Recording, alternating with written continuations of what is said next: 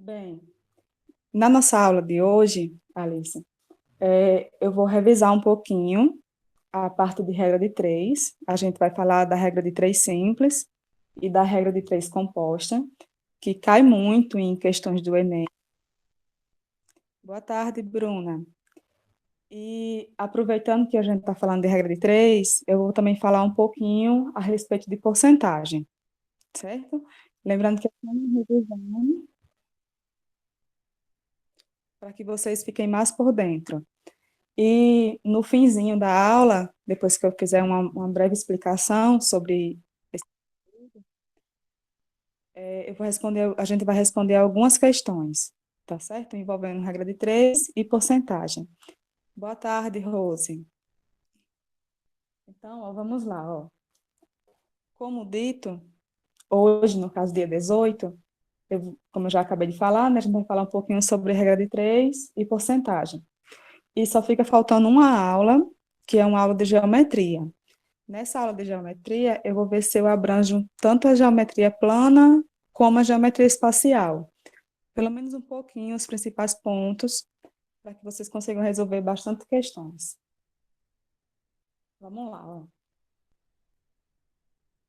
Qualquer dúvida, viu? Podem ativar o áudio e perguntar. Não tem problema não, viu? Pode ficar à vontade.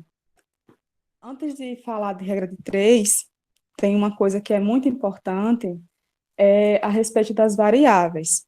Se elas são diretamente proporcionais ou se elas são inversamente proporcionais, certo? Quando é que ela é diretamente proporcional, certo? Ela é diretamente proporcional, assim, eu tenho duas variáveis, e quando eu estou comparando elas, à medida que uma aumenta, a outra aumenta também.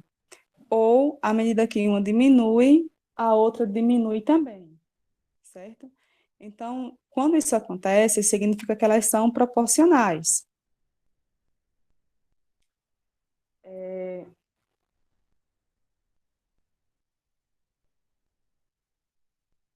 pronto, vamos dar um exemplo?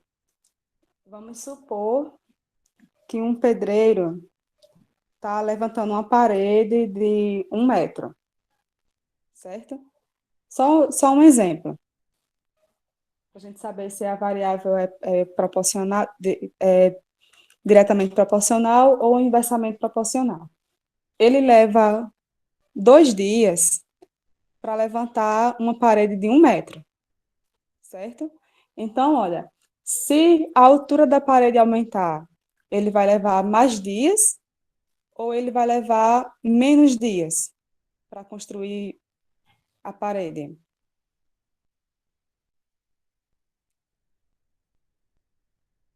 Deu para vocês compreenderem o exemplo? Ou não? Ele vai levar mais dias. Então, nesse caso aí, elas são diretamente proporcionais. À medida que uma quantidade aumenta, a outra aumenta também, certo? E à medida que uma quantidade diminui, a outra diminui também, certo? Aí vamos ver um exemplo de inversamente proporcional. Deixa eu pensar aqui. A gente tem mais alguns exemplos na frente, viu? Mas é só para que vocês tenham uma noção. É,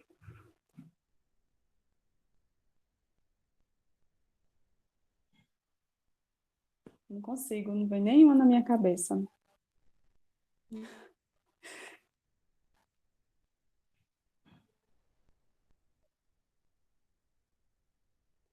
Pronto. Ó. Uma costureira, ela produz 10 peças 10 peças em, em um dia, trabalhando 3 horas, certo? Ela constrói 10 peças em um dia, trabalhando 3 horas por dia, certo? Aí, se ela começar a trabalhar 6 horas por dia, ela vai construir mais peças ou menos peças? Não, não é isso. Não é isso que eu quero perguntar. Se ela aumentar o tempo, ela vai produzir mais peças, né? Vamos esquecer essa partezinha aqui, não estou conseguindo lembrar nenhum exemplo que seja legal. Mas tem mais questões aqui na frente, aí a gente vai conseguir lembrar dele, viu? Mas é só lembrar, olha, se uma variável está aumentando e a outra está diminuindo, significa que elas são inversamente, certo? Elas não são proporcionais. Vamos seguir, tá bem? Se vocês lembrarem de algum exemplo, podem falar aí também. Olha, aí aqui ele fala da regra de três simples. A regra de três simples, ela ocorre quando nós estamos trabalhando apenas com duas variáveis, certo?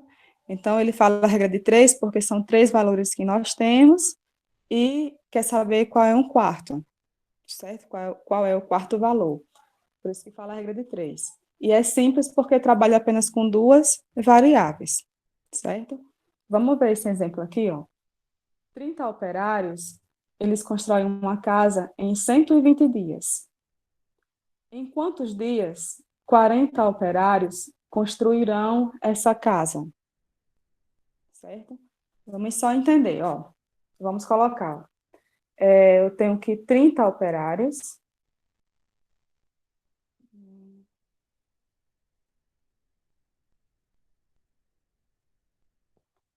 Vamos lá, tremeu aqui. Eu tenho que 30 operários, certo? Aqui são os operários. Eles constroem uma casa em 120 dias. Aqui é a quantidade de dias. Aí a questão é, em quantos dias, ou seja, ele quer saber a quantidade de dias. Eu estou colocando X, porque é um valor que a gente não sabe, é incógnita. Em quantos dias 40 operários construirão essa mesma casa? Certo?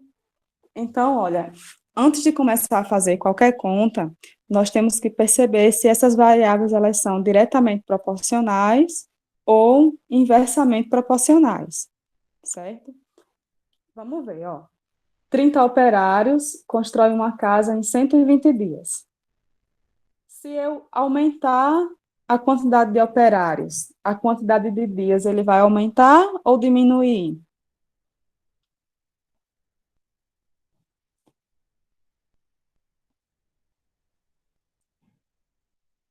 Hein, meninas? A quantidade vai diminuir. Então, olha, à medida que eu aumento a quantidade de operários, certo? A quantidade de dias diminui. Então, significa que uma está aumentando e a outra ela está diminuindo. Então, elas são inversamente proporcionais. Não achei nenhum exemplo, né? Mas estava aqui. Então, olha, quando é inversamente proporcionais, a gente multiplica os valores em linha reta. Se fosse diretamente proporcionais, a gente multiplicaria cruzando, tá certo? Então, lembre-se disso, ó. Se são diretamente proporcionais, a gente multiplica em linha reta, aliás, cruzando. E se for inversamente proporcionais, a gente multiplica em linha reta, tá certo? Então, fica assim, ó. Como eu gosto de deixar o x na primeira parte da igualdade, eu vou multiplicar logo de baixo. 40 vezes x, que é 40x, igual a 30 vezes 120. 3 vezes 12 dá 36, né? Eu vou deixar assim mesmo, viu? Tremeu na hora. E tenho dois zeros.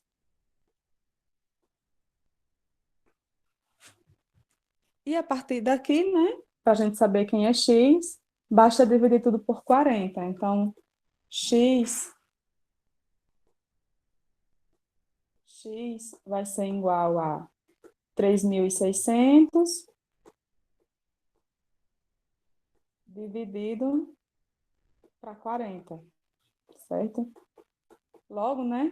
A gente elimina um zero. 36 para 4 dá 9.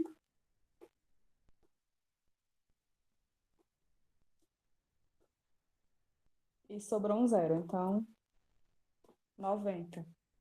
Então, olha, se 30 operários fazem uma casa em 120 dias, então 40 operários fazem uma casa em 90 dias, certo? Alguma dúvida com relação a esse exemplo? Meninas, podem falar, viu? Podem ficar à vontade. Bruna, Rose. Não, né? Vamos seguir, então. Aqui é uma composta. A regra de três composta é quando envolve mais que duas variáveis. Então, são de três variáveis para frente, certo? Então, vamos lá, ó. Sabe-se que com quatro máquinas, operando 4 horas por dia, durante 4 dias, produzem 4 toneladas de certo produto. Quantas toneladas do mesmo produto seriam produzidas por 6 máquinas daquele tipo, operando 6 horas por dia durante 6 dias? Certo? Vamos separar aqui as variáveis. Olha, eu tenho a quantidade de máquinas, certo? Tenho as horas. Deixa eu tirar essa igualdade.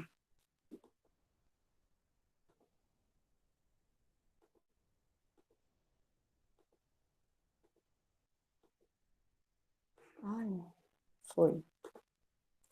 Tenho a quantidade de máquinas, tenho a quantidade de horas, tenho a quantidade de dias e tenho a quantidade de toneladas produzidas.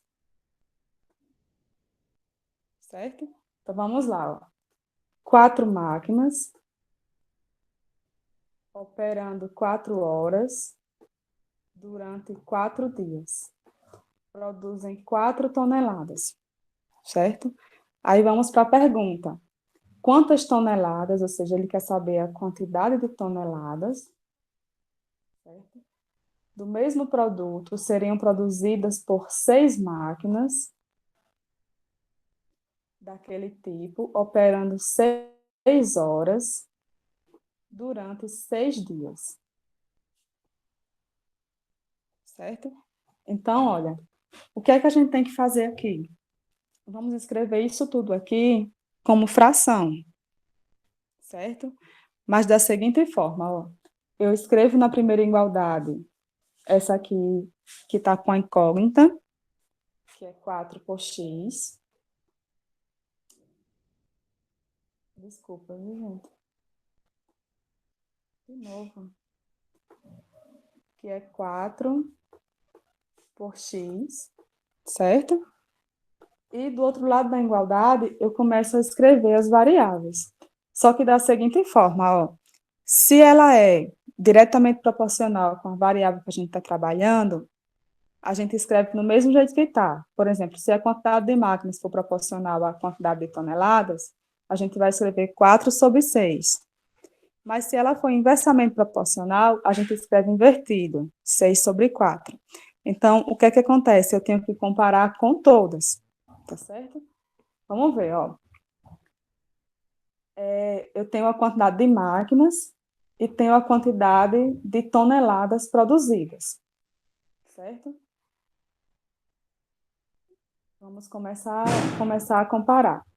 Se eu aumentar a quantidade de máquinas, se eu aumentar a quantidade de máquinas, eu aumento a quantidade de toneladas produzidas?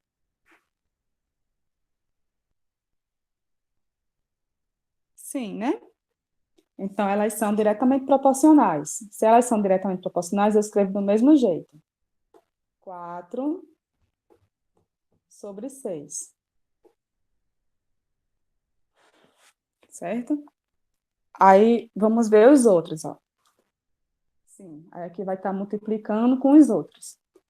Se eu aumentar a quantidade de horas trabalhadas, eu acho que aqui são todas diretamente. Se eu aumentar a quantidade de horas trabalhadas e permanecer a quantidade de máquinas e de dias, eu vou aumentar a quantidade de toneladas? Sim, então é diretamente. Eu quero dar Ctrl Z, aqui não dá Ctrl Z.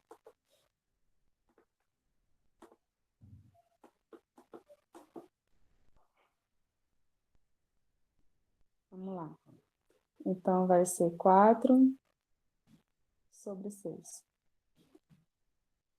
E por último, se eu aumentar a quantidade de dias trabalhados, eu vou aumentar a quantidade de toneladas?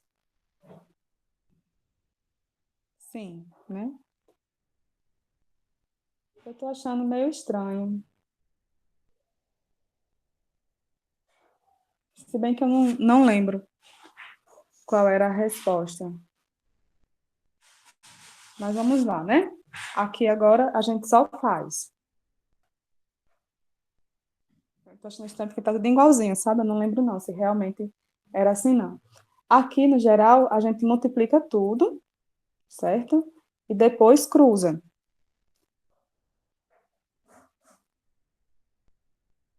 Vamos ver, ó. A gente pode simplificar, por exemplo, porque 4 e 6 ambos não dividem por 2, né? Só um modo de a gente simplificar a conta, tá certo? Então, olha, na parte de cima a gente pode deixar 2 e na parte de baixo pode deixar 3. Não tem problema nenhum, viu? Aí fica 2 vezes 2 vezes 2, que dá 8. Beijo. E embaixo 3 vezes 3 vezes 3, que dá 27. Certo? Então fica 4x igual a 8/27. Então fica como, né? Ó, eu vou fazer aqui do lado. Isso era para ser uma seta, viu, meninas? Hoje tá que tal? 3 vezes 3 vezes 3 é 27, professora? Dá, né, mesmo? 3 vezes 3 não é 9?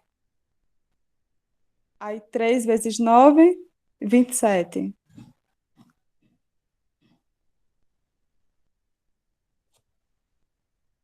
Certo?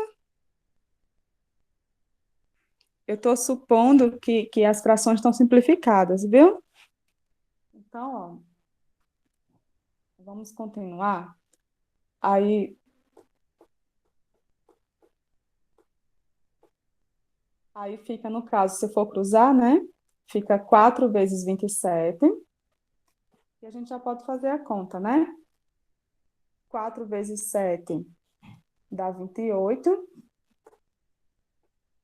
Sobe 2, né? 4 vezes 2 dá 8. 8 com 2 que subiu dá 10. Igual a 8 vezes x, que dá 8x. E para mim saber a quantidade de x, né? A gente divide tudo por 8. Então fica 108 dividido para 8. Certo? Que dá quanto?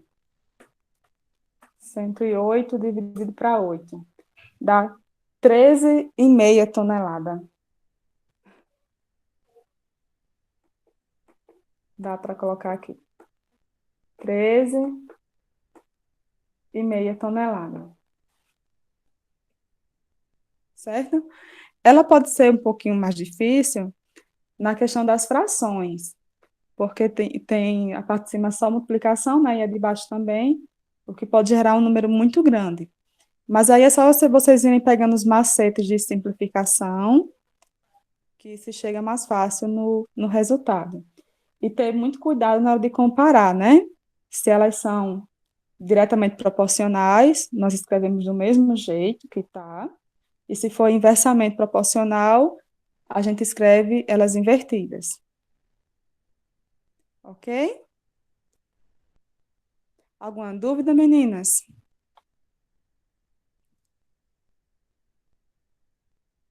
Ok, né? Pronto. Na parte de porcentagem, eu não coloquei nada, porque assim, eu ia falar só mais um pouquinho, colocar a porcentagem como regra de 3. Quando a gente coloca a porcentagem como regra de 3, que no caso é uma regra de 3 simples, envolvendo uma variável qualquer e a porcentagem correspondente àquela variável, a gente consegue resolver qualquer problema envolvendo porcentagem, certo? Então, que ela não é mais do que uma regra de três, né? E aplicando a regra de três, pode ser um pouquinho mais demorado, mas você chega com mais facilidade e sem problemas no resultado da porcentagem, certo? Como, por exemplo, né? Se eu tenho um produto que custa 150 reais, certo? Então, eu posso considerar esse preço do meu produto como os 100%.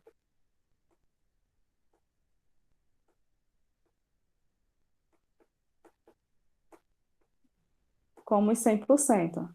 E se eu quero saber, por exemplo, quanto é 15 reais, por exemplo, em porcentagem, considerando que 150 é o 100%, né? A gente tem como fazer isso. Valor abaixo de valor e porcentagem abaixo de porcentagem, certo? Sempre é assim. Se eu quisesse saber 10% de 150, aí ficaria, montaria 150 igual a 100, e os 10% ficariam embaixo do 100, certo? Se eu quisesse saber os 100%, dissesse assim, 15 reais é 20% de qual valor? Aí ficaria o 15 aqui, o 20 no lugar do X, e o meu X ficaria no lugar do 150. Então, qualquer um desses três valores a gente consegue encontrar, certo? E 100% sempre é fixo, né? Mas dependendo do caso, a gente também, por exemplo, se eu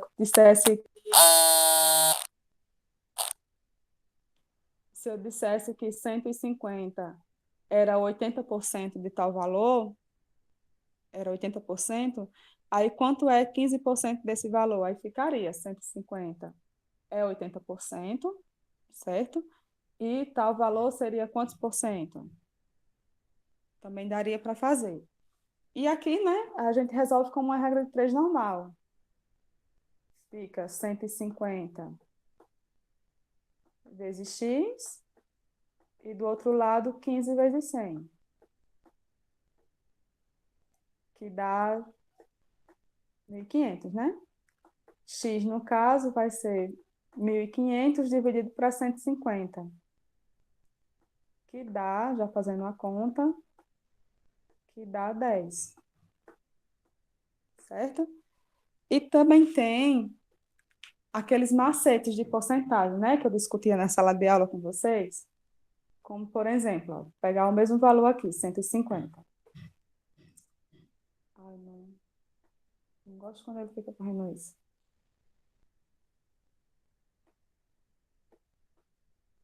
Se a gente quer saber quanto é 10% de 150, um exemplo, né? A gente desloca a casa, desloca a vírgula uma casa. Aí fica sendo 15. Se a gente quer saber quanto é. Não é assim, gente? Vocês lembram? 10% fica 15, né?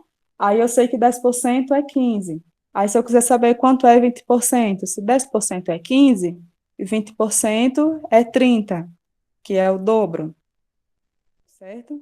E assim por diante. Tem como a gente brincar.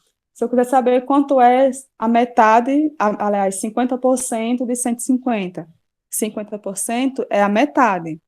Então, a metade de 150 é 75, certo? Então, tem essas coisinhas que a gente pode brincar, e aí vai ajudando a gente a resolver a questão, ou até ter um valor aproximado da questão, certo? Com relação à porcentagem, tem alguma dúvida que sempre batem em vocês, ou não? Eu só fiz um resumozinho básico para a gente, mas tem alguma dúvida assim que sempre bate quando vocês vão resolver questões de porcentagem? Não, né, Alice? Tá certo. Qualquer coisa podem falar, tá bem? Olha, eu separei 5 questões.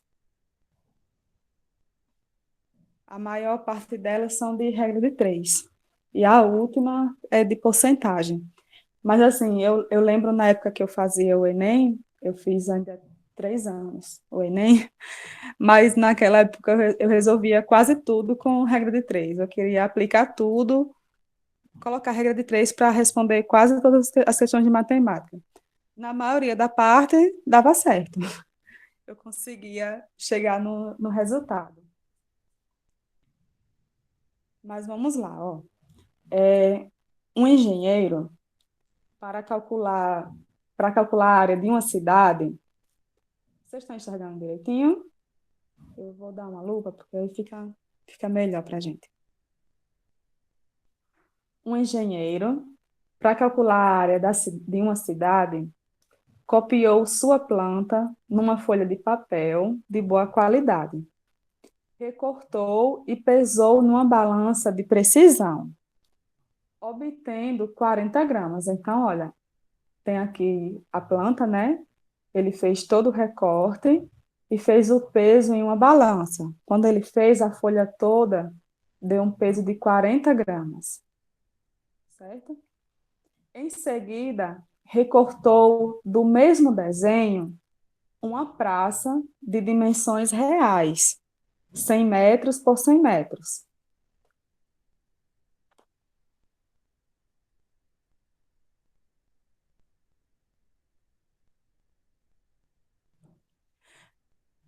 Ai, desculpa, viu, gente? Sim, 100 metros por 100 metros. Pesou o recorte na mesma balança e obteve 0,08 gramas, certo? Então, com isso, o que é que ele pergunta?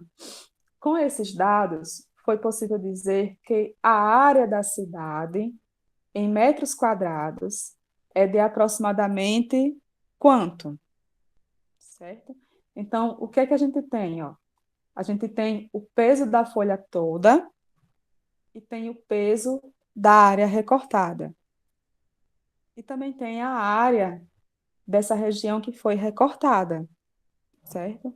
Então, com isso, nós podemos montar uma regra de três. Vamos lá? Eu vou fazer aqui do lado, ó. Vamos para os dados que a gente tem, as duas informações, né? A praça, ela possui 0,08 gramas, 0,08 gramas, certo? E a área dela é 100%. 100% dá 10 mil, né, metros quadrados. Então, isso aqui vai ser equivalente a 10 mil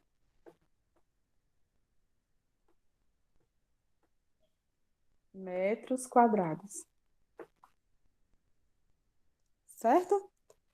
Aí depois ele dá o peso da planta toda, né? Que é 40.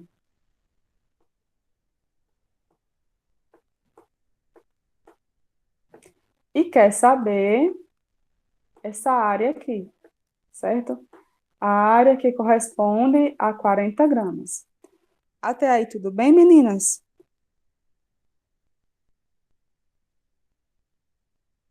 Qualquer dúvida, vão falando, viu? Olha, antes de multiplicar, vamos só verificar se elas são diretamente ou inversamente, para não fazer errado, né? Mas, ó, se eu aumentar o peso da folha, consequentemente, a área também vai aumentar, né, meninas? Aqui a gente observa que elas são diretamente proporcionais. À medida que eu aumento uma variável, a outra ela também aumenta. Se eu diminuir a quantidade de gramas, a área ela também vai diminuir, certo? Então elas são diretamente. Se elas são diretamente, a gente multiplica em x. Vamos lá, ó. X vezes 0,08, então fica 0,08 x. E do outro lado, 40 vezes 10 mil.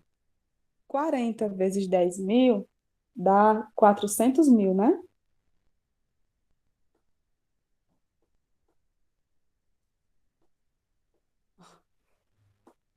400.000.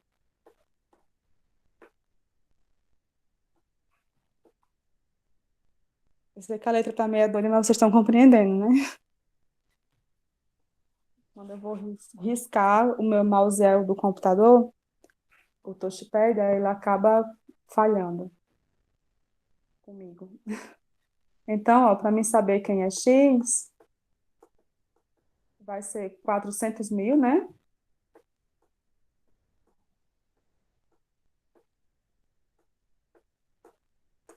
Dividido para 0,08, certo? Vocês lembram que na divisão, quando tem números com vírgulas, a gente não iguala, né, as casas após a vírgula e elimina a vírgula? Então, ó, se aqui eu tenho na parte de baixo dois números após a vírgula, para que fique igual, a gente adiciona dois zeros na parte de cima, né? E aí elimina-se essa vírgula aqui, né? Fica só o 8. Deixa eu riscar assim para quem ver depois ver que foi tudo apagado. E agora a gente pode fazer a divisão, ó. Ô, X bonito. 40 para 8 dá 5, né? Que a gente já pode marcar. Só tem um que começa com 5, que é a letra E. E aí esse 5 vai estar acompanhado de 3, 6. Alguma coisa deu errado, meninas? Apareceu um zero a mais. Depois vocês estão vendo algum erro? É porque você não dividiu 40 para 8, aí esse zero já não conta. Ah, é. Valeu, Rose. No caso, fica só 6 zeros.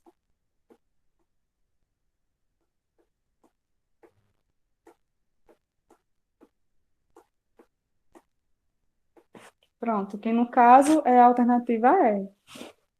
Ela é uma questão, se a gente observar, bem simplesinha, né? Só de interpretação, aplicou a regra de 3 e já chegou no resultado.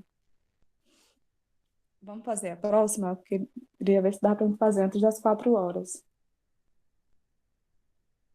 Essa daqui, eu acho ela um pouco mais trabalhosa, porque tem muita informação nela e a gente pode se perder facilmente. Mas vamos com calma para ver se a gente consegue resolver ela. E o zoom não vai todo, não. Sem estar dado zoom, vocês conseguem enxergar ela?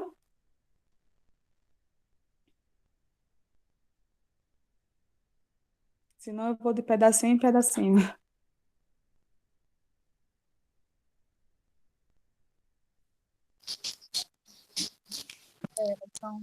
São ruins mesmo. Então vamos lá, ó. O número de cifras envolvidos quando lidamos com dados sobre produção e consumo de energia em nosso país são sempre muito grandes. Até aí nenhuma informação, né? Só fala a respeito dos setores de energia. Apenas no setor residencial, em um único dia, o consumo de energia elétrica é da ordem de 200.000 miliwatts, certo?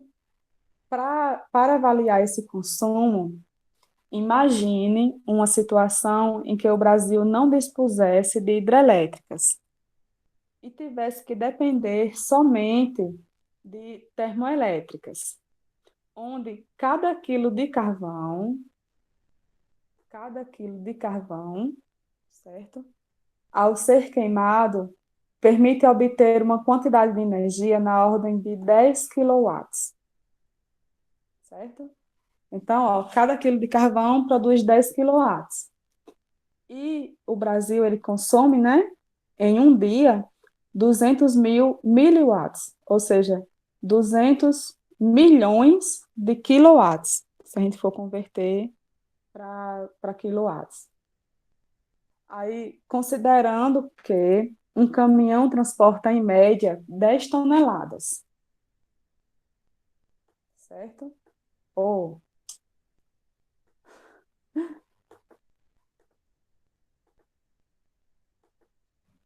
um caminhão ele transporta 10 toneladas de carvão. A quantidade de caminhões de carvão necessária para abastecer a termoelétrica a cada dia seria na ordem de.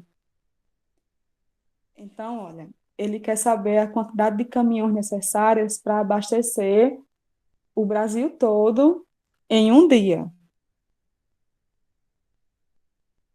certo? Vamos fazer pelo menos as contas. Aqui já acaba tendo algumas continhas que acabam ficando por dentro, né? A gente não percebe muito. Mas vamos ver, ó. 10 toneladas de carvão, ele produz quantos quilowatts?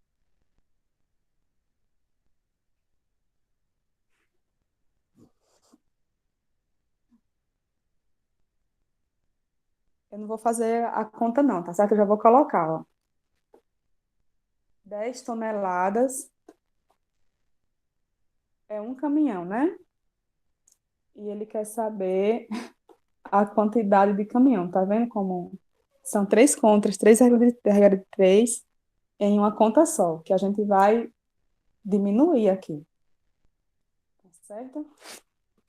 Ó, mas vamos ver só quantos quilowatts um caminhão produz em energia, tá certo? Ó, vamos lá, ó. 10 toneladas. 10 toneladas, como é quilowatts? 10 toneladas são 10 mil quilos, né?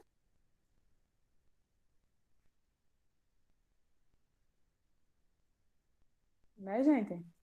Então, eu vou deixar. Uma tonelada não possui 1.000 quilos, né? Então, eu vou deixar assim, ó. 1.000 quilogramas produz quanto de energia? Sabendo que a cada quilo, ó, 1 quilo de carvão, 1 quilo de carvão, ele produz 10 quilowatts,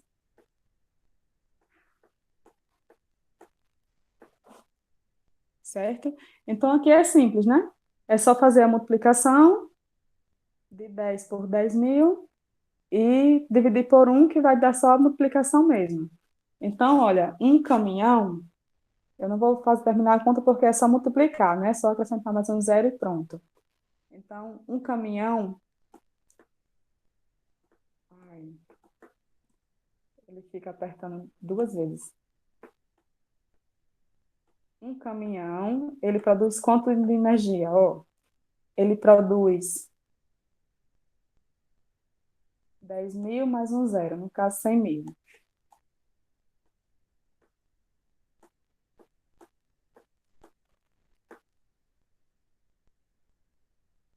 Não é isso? 100 mil quilowatts. Eu não vou escrever o quilowatts, não. Aí, quantos caminhões vão produzir esse número bem grandinho? 200 mil miliwatts, só que está em miliwatts. Cada miliwatts tem 1.000 quilowatts. Então, em vez de ser 200 mil, que já é um número muito grande, vai ser 200 milhões. E vai dar para me escrever aqui, vai. 200, 200 mil e 200 milhões, certo? Então, x vai ser quem, ó? Já vou escrever na forma. X vai ser 1 vezes 200 mil dividido para 100 mil. 200 milhões dividido para 100 mil. Vamos ver se a gente está certa, né? Só sei quando a gente chega no final. 200, 200 milhões dividido para 100 mil.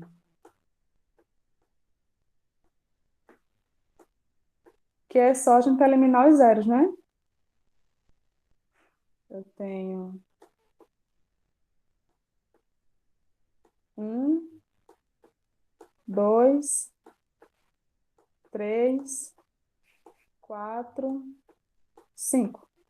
Então, a quantidade de caminhões necessária vão ser 2.000 caminhões. Então, olha, no Brasil todo, se fosse abastecer só com termoelétricas, seriam necessários 2.000 caminhões de carvão.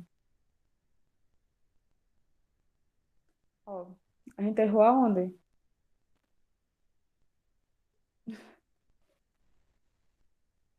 Eu marcaria a letra D. Vocês viram o erro em algum canto, meninas?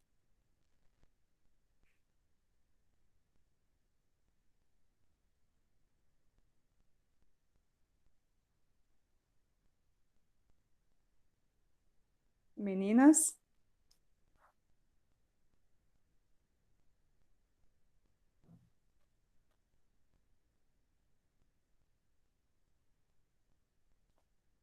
Não, né, Alice? Eu vou só dar uma olhadinha na conta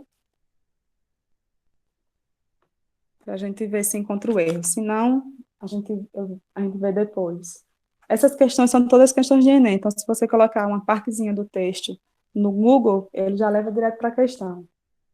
Mas vamos ver, ó, na nossa primeira conta, a gente viu quanto de quilowatts um caminhão produz, né? Um caminhão possui 10 toneladas de carvão. Uma tonelada é 1.000 quilos. Então, 10 toneladas são 10.000 quilos. Então, tá ali, 10.000 quilos. E ele diz aqui, ó, nesse espaçozinho, ó, que cada quilo de carvão, ao ser queimado, permite obter uma quantidade de energia da ordem de 10 quilowatts. Então, 1 quilo produz 10 quilowatts. Se 1 quilo produz 10 quilowatts, então 10.000 quilos vai produzir 10.000 vezes 10, certo? Porque cada quilo, né, 10 quilowatts, 10.000 vezes 10 dá realmente 100.000, né? Tá certo, 100.000. Então, um caminhão, ele produz 100.000 quilowatts. E o Brasil, no caso, ele consome 200 milhões de quilowatts, porque é 200 mil miliwatts, só que cada miliwatts é 1.000 quilowatts, certo? Então, vai ser 200 mil mais três zeros, né? No caso, 200 milhões.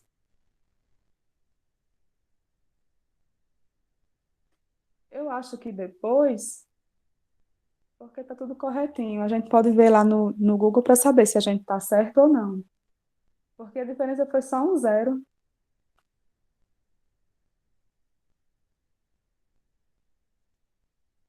Vocês estão vendo algum problema, meninas?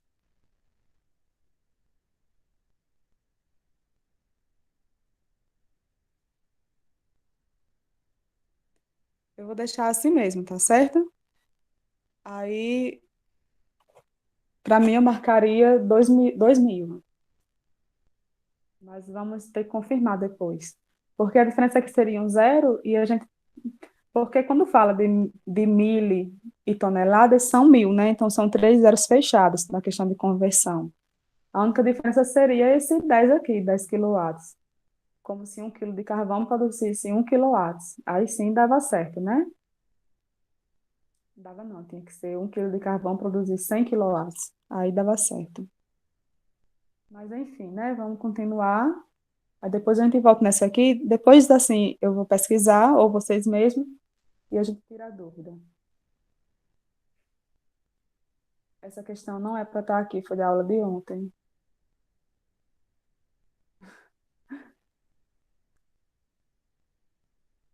Eu vou responder só mais essa, tá, gente? Aí fica essa outra questão. Mas vamos lá, a gente tem 4 minutinhos para responder ela. Ela fala o seguinte, ó, também é uma questão de Enem, e se você não prestar bem atenção, você acaba não conseguindo responder. Não entendendo. Ela fala assim, ó, considere-se que cada tonelada de cana-de-açúcar permite a produção de 100 litros de álcool combustível. Então, ó, uma tonelada de cana-de-açúcar produz 100 litros de álcool combustível, vendido nos postos de abastecimento a 1,20 o litro, certo? Então, olha, se ele está vendendo a 1,20 o litro, quando se vende 100 litros, é um valor de R$ 120, né? Para que um corta-cana pudesse, com o que ganha nessa atividade, comprar o álcool produzido a partir de 8 toneladas de cana resultantes em um dia de trabalho. Ele teria que trabalhar durante. Aí eu pergunto, vocês entenderam a questão, o que é que ela está querendo?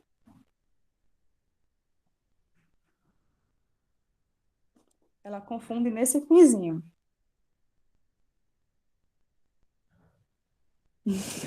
Não, né, Alice? Vamos de novo, ó. Ele quer saber o,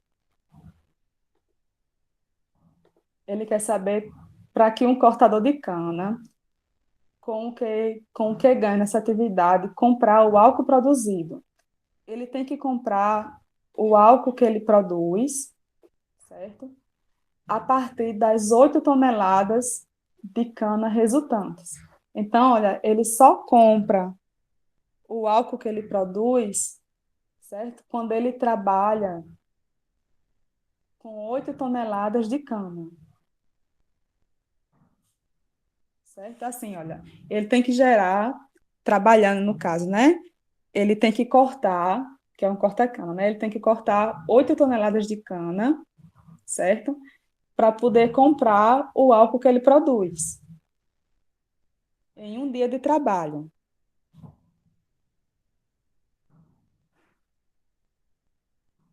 Aí ele teria que trabalhar durante quantos dias para poder comprar?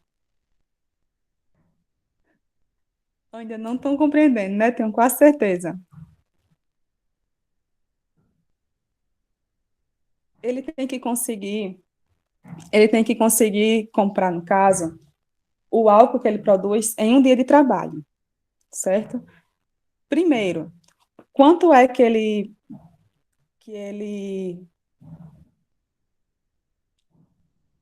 que ele produz em um dia de trabalho? Dá quanto em dinheiro, se for quando o álcool vai ser vendido nos postos? Se ele produz 8 toneladas de cana-de-açúcar, certo? E lá no comecinho ele fala que cada tonelada produz 100 litros de álcool, certo? Vamos aos pouquinhos, ó. Primeiro a gente tem que saber o quanto é que ele ganha em um dia de trabalho, tá certo? A gente está tentando descobrir isso. Vou responder só essa, tá bem? Então, olha, vamos ter que descobrir quanto é que ele ganha em um dia de trabalho, tá certo? Ele ganha em um dia de trabalho o álcool produzido a partir das. Ô, gente, tá tão complicado, eu acabo me confundindo.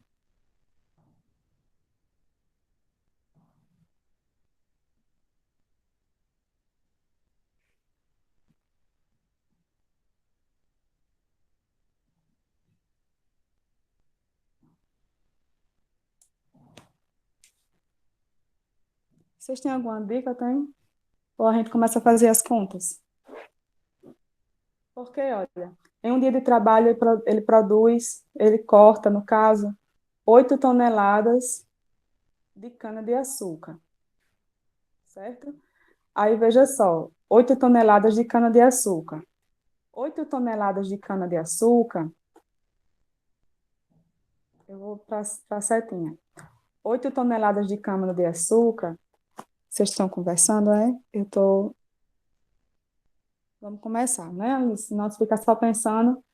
8 toneladas de cana-de-açúcar, cada tonelada não produz 100 litros, então 8 toneladas vai produzir 800 litros,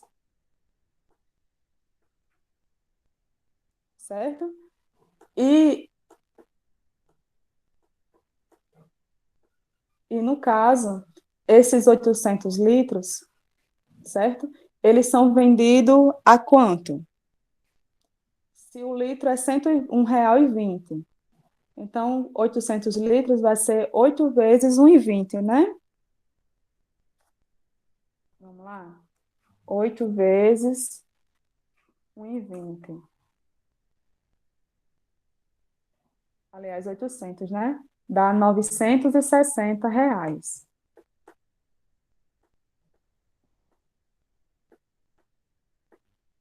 960, certo?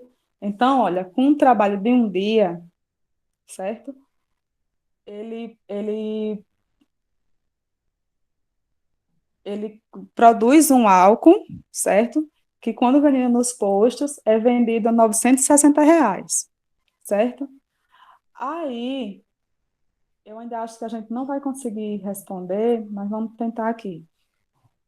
Ele quer saber quanto ele tem que trabalhar, certo? Para que ele possa comprar esse álcool.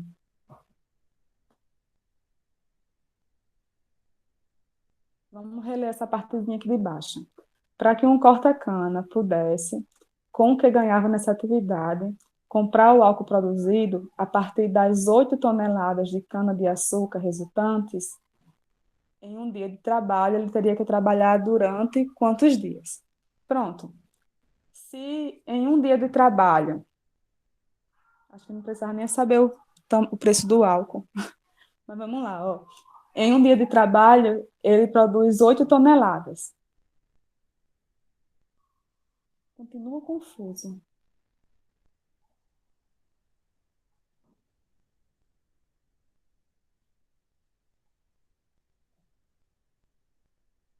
Por que em um dia ele não produz 8 toneladas?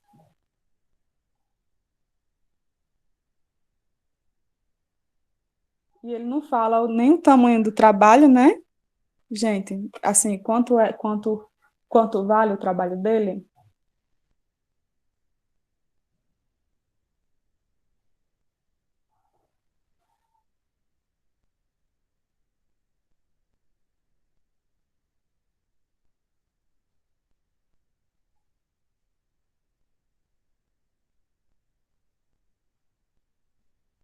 Não dá não, gente, para a gente responder. Alguém tem alguma ideia? Porque assim, olha, ele teria que apurar, no caso, um valor de R$ 960, certo? Só que a gente não sabe, ou produz, ele teria que ter um trabalho, o trabalho dele valendo R$ 960. Só que a gente não sabe o quanto é que ele ganha por tonelada produzida, né? Ou por dia. Se a gente soubesse o quanto ele ganha por dia, ficaria fácil, porque aí era só dividir os R$ 960 pelo valor de quanto ele ganhava por dia. Essa eu vou deixar em aberto também, viu, meninas? Infelizmente.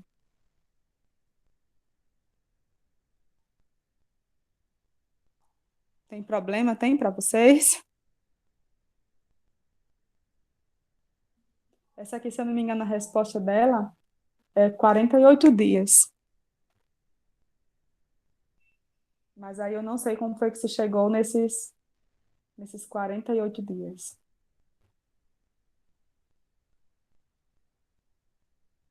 Tem problema, meninas, para vocês? Ah, vocês estão falando e eu com o chat para cima.